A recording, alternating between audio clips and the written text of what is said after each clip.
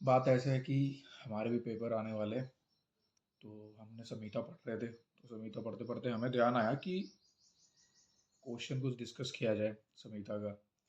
तो जो सबसे कॉमन क्वेश्चन है संहिता का, वो आती है, हमेशा से आती रही है। वो है आपका चिकित्सा चतुष्पाद। तो अगर आप चिकित्सा चतुष्पाद में देखो तो किस प्रकार से विजन ध्यान उपस्थाता रोगी पाठ चतुष्टयम गुणवत्ता कारणम घेन विकार भय शांतय। अर्थात कि देखो, अगर हमारे पास किसी भी रोग को ठीक करनी हो तो हमें चार चीज़ों की जरूरत पड़ती है। सबसे पहला विषक, दूसरा द्रव्य, तीसरा उपस्थाता और चौथा रोगी।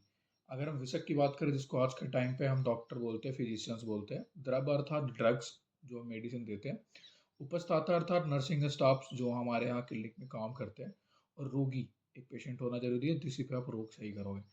तो तक के गुण देखो तो एक बहुत अच्छा श्लोक है, विद्या वितर्को विज्ञानम, कि जिसके अंदर विद्या हो, वितर्क करने का ज्ञान हो, जिसके अंदर बहुदृष्ट कर्मता हो, अर्थात जो अनेक कार्य को प्रत्यक्ष देखने की योग्यता हो। ठीक है, दक्ष हो, जिसके पास स्किल हो, पवित्रता हो। ठीक है, शास्त्रों की ज्ञान की गंभीरता हो। ये विषक की गुण है। अगर वही हम द्रव्य की गुण की बात करें तो बहुता हो, जो हर जगह पाया जाए, मतलब एक जगह बहुत ज्यादा इकट्ठा अधिक मात्रा में मिल जाए। योगत्व हो, अर्थात जो उसके अंदर योग्यता हो कि वो व्याधियों को नाश कर सके। अनेक विधि कल्पम हो, अर्थात कि उसको हम बहुत बहुत तरीके से ले सके, जैसे उसको हम चूर्ण बना के ले सके, उसको हम वटी बना के ले सके। इस तरीके से अगर चीजें मिलती हो तो वो, अगर वो द्रव्य के अंदर मिल रहा हो तो द्रव्य बहुत अच्छा है। फिर है सम्यता, अर्थात उसमें हर तरीके के गुण हो, उसका रस गुण विपाक सब तरीके का काम करने वाला हो। ये उसके गुण होते हैं।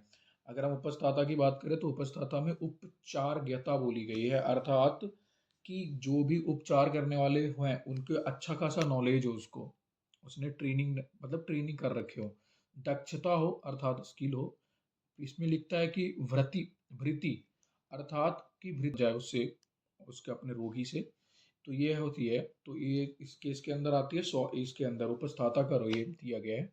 अगर वही हम रोगी की बात करें तो रोगी में बताई गई है स्मृति हो, मतलब कि रोगी अगर बीमार है, हमने उसको दवाइयाँ दी, तो दवाइयाँ उसको याद हो कि क्या डॉक्टर ने बोला था, किस तरीके से चीज़ें करने के लिए बोला था, तो वो इसके लिए स्मृति हो।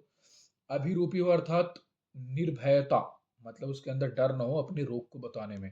ज्ञापक हो, अर्थात वेदना बता सके, जो भी वो चीज को महसूस कर रहा है उसको बताने में सक्षम हो।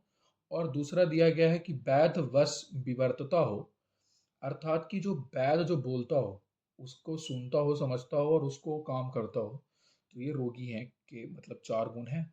तो ये आपके चिकित्सा के चार पद हैं जिसके द्वारा पूरी चिकित्सा पद्धति में काम आती है, जिससे किसी भी तरीके के रोग को हम ठीक कर सकते हैं।